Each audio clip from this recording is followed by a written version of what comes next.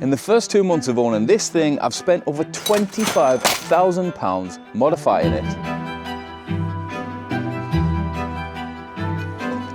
And I must get at least 10 messages daily asking what have I done to the van, what would I recommend, what would I not recommend. So I thought, why not make a video explaining what modifications I've done, how much each one cost, and why I've done them, because everyone's use case is going to be different, and most of the things I've done in this van you can do either at the fraction of the cost to get a similar functionality, or you could just leave them out altogether. These little lights are the laser lamps utility 25s, and they are not required one bit. They're not essential, not even in the slightest. I just like the look of them. I also had to buy the mounts from Williams, which is £75 plus about a tenner delivery, and then I paid a tenner to get these things powder coated because they come unfinished. So yeah.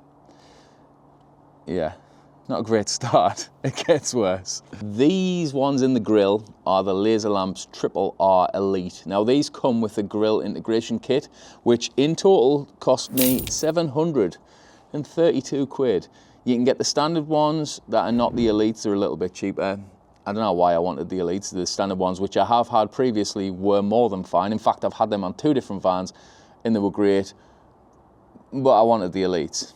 I didn't need the Elites. In fact, I didn't even need these lights, but I wanted them. This light bar I bought specifically because it fits in this hole perfectly, and it's another Laser Lamps light. So this is the linear 24-inch Elite. The light bar itself was £654. I didn't really need this one either, but it fits there lovely, doesn't it? Everyone by now knows that we write travel guides. They're available at the link in the description. We've got 50% off the Ultimate Scottish Road Trip and the Outer Hebrides guides, currently running all the way through till Christmas. Grab them while you can. The link's in the description. But we've also now ventured into trying to fix some common issues that camper vans and motorhomes will have. Just little quality of life fixes. The first being, every single morning we end up raking around the van to try and figure out where did we leave the keys. Why not have an actual key holder? And yes, you could get a hook, but who wants a hook that look a bit boring? So instead we designed this. Now that one, it fits the Boxer, the Relay, obviously the Ducato.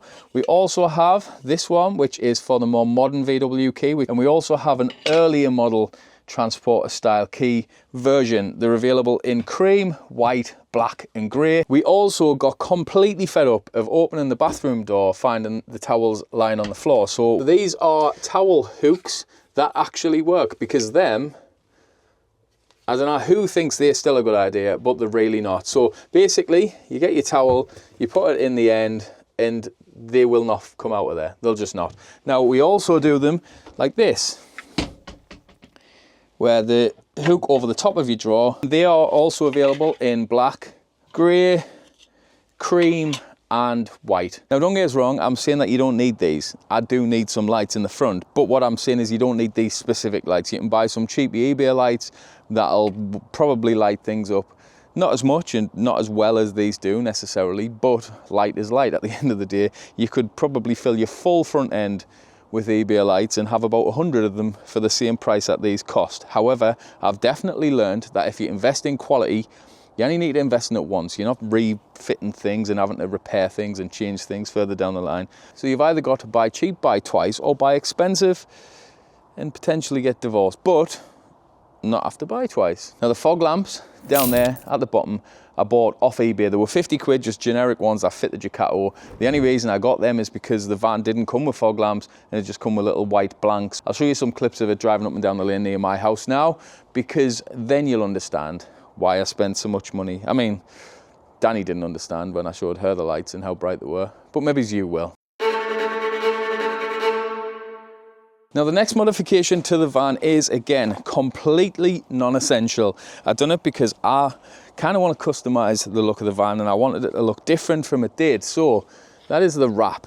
So we've had it all the way along there, round and on the front, along the top and around the back. The wrap itself cost £1,500 because, let's face it, it's quite a big van. There's a fair bit of material, especially at the front. But for me, again, although it isn't essential at all, it's money well spent because I much prefer the look of the van now than what I did before. But again, you didn't need to get your van wrapped. That's just personal preference. Some of yous like the wrap, some of yous don't. it is what it is. Wheels and tyres. Now, wheels are a personal preference. I like the look of these and it suited the look that I went for. And tyres, I've ran these for a long time and I'll explain in a second. But these in total cost for 4 wheels and tyres, 1,660 quid. I bought them from Rogue Alloys. There's no discounts or any of that, I just bought them myself. Now, loads of people ask about BF Goodrich KO2 tyres. Are they worth it? What they're like? I've ran them now for 3 different vans. I've had them on this, on the Grand California and on my California Ocean that I had. Before that, I run them all year round. I've had 4 sets on my Grand California, a set on this, and just the 1 set on the California Ocean. And if I'm honest, I cannot really fault them. Hydraulic leveling legs from Glide Ride. These are the HPC hydraulic legs. Do you need them? No, you definitely don't. Is there another option you can use? Yes, literally these. The price difference is vast and they're not essential, not one bit. This system cost me 5,750 quid. I had them fitted only a week or so ago and I haven't stress tested it or had enough use of it to give you a full sort of review or opinion on them. But I've wanted a leveling system for a while and that's why I got it. Not because I necessarily need one, but because I want one. So let us show you what it's all about. Now the HPC leveling system comes with control panel, which we were going to originally fit here, but I want that space for some sort of shoe storage area, which I'm busy designing. I'll explain more about that later in the video. So I got the control panel put in there. You're probably quite rightly thinking, well, that's in a bit of an awkward position. Well, that's where this comes in. It's got the Bluetooth app which connects to your phone. You can control it all from your phone. You've got auto leveling, manual, retraction. You've also got a tank draining function, so you can tilt it to the side where your water empty thing is and it'll drain your tanks a little bit easier. We haven't used it loads yet, so like I say, I don't want to give any like, oh, it's perfect, it's great, because I don't know. I mean, I'm guessing it's going to be. I've heard good things about it, but I haven't tested it enough to be able to sort of recommend it just yet. But that's what I've went for, so anyone asking, that's it. The electrical system is an expensive bit of kit. This setup ended up costing £7,205.52, and that's just for the kit itself. That's not install. The install is a little bit harder to judge because I got a lot of other stuff done off Lewis at the same time. So, but I would imagine you're probably looking in the region of about £3 roughly to have it installed. Personally, I would recommend Lewis at Adapt Vans without a shadow of a doubt. He's been great. The setup is fantastic. It's a very neat, tidy job, and he's a nice lad to work with. The system we've got, I've got 660 amp hour of lithium, which is a lot. I've got a 3,000 watt inverter, 700 watts of solar, I've got the screen, I've got all the other little bits and bobs, but I'm actually going to be adding another 330 amp. Why the hell would you need more batteries? You've already got tons, and I have, but hear us out. My use case is going to be different from yours, and what I want to be able to use this van for is just to use it like I use the house. Turn stuff on, put the telly on, have the kettle on, plug my laptop in, charge it up, leave all the lights on without worrying about electric.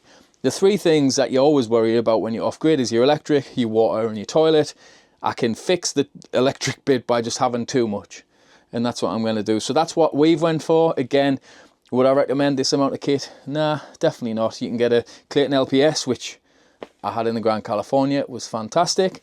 You can get a Bluetti, a Jackery, or whatever EcoFlow. You can have that. You could just have a little power bank for your phone. It just depends on what you need, what your use case is, how much electric you need. For us, I want more than enough. I want to get out this van though, because it's freezing. Been sitting outside the house for a week without being really moved, and I'm absolutely numb. It's about 2 degrees in here.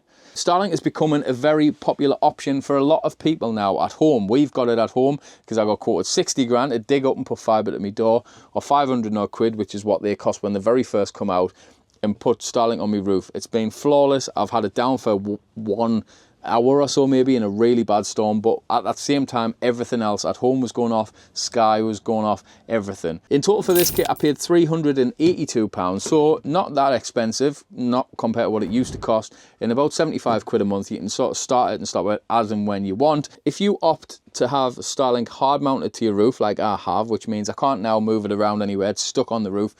If you park in a campsite next to a tree, a forestry commission car park covered by trees, something else in a city covered by buildings, you're probably going to have some issues with either the speed or just in general the coverage. So it's not the perfect solution, but for England specifically, it's probably very much needed, because the signals anywhere in this country, which is basically now turning into a third world country, are shocking. Scotland, it's not an issue generally because you get great 4G coverage basically anywhere.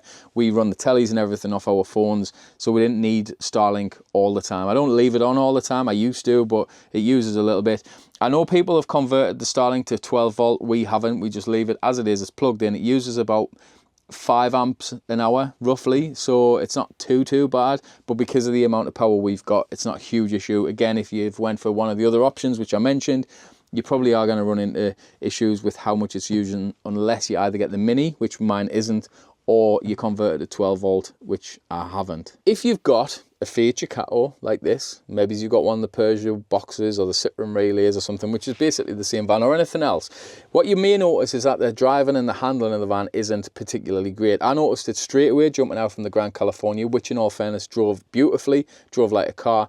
This thing doesn't. So I've spent another £3,000 upgrading the suspension, which you haven't currently got on, so I can't show you it or really explain too much else about it, or even tell you how much better or worse it is, because I haven't actually got it installed. It's booked in next week at Headley's Tow Bar. After all the rigmarole and issues that I had with Marquis, I'm getting it installed there. So I've went for the VB FSD struts on the front with the comfort springs and then the semi-air on the back, because full air is expensive. Although I have heard very good things from it, I decided to go for the option that I had. Again, once I get it installed, once everything's working, then I can explain what it was like, how well it drives and all the rest of it in comparison to normal. Now, on top of all of them big modifications, we've done a ton of smaller ones. So for example, we've got a water level sensor fitted, which again works with a Victron system and tells us on the app and on the screen exactly the level of water that's in the tank, not the 33% increments that the system came with as standard. Got mud flaps, we've got temperature sensors in the fridge, the freezer, the garage, up on the top, down underneath the van. We've got the doorbells that act as security cameras. There's loads of other little modifications, and the total amount that we've spent on this van is... that's a lot of money. And I get it, it is. I know loads of you will be like, why the hell are you spending that much money on a van that you've got issues with and all the rest of it? I totally understand. We came into it knowing fine well that we were going to have issues with the van. We had issues with the Grand California, and clearly, as the comments on all of the previous videos state, the vans are not built very well. So why would I not go for a conversion? In all fairness, what I've got into this with all the modifications, that's the sort of price point that I was looking at to get a Crafter or a Sprinter or something like that converted. This is much more spacious. It's got a much better layout for what we wanted. We've got a head start because everything's already in. We do obviously need to fix some things, and what we're doing is, instead of getting them fixed by dealerships who are just repairing it the exact same way that was built in the first place, flimsy, cheap, is we're getting it repaired elsewhere where things are repaired properly, done quality, so that they last much longer, and then it's just going to keep breaking. So that's what we've done. And again, it's not for everyone. The options that we've chose are a little bit overkill, and the sort of layout and everything else in the van we bought, again, not for everyone. But thanks for watching. Like, comment and subscribe. It's freezing in the van because I didn't want to turn the Aldi heating system on, because it'll use all of my gas in about 30 seconds. So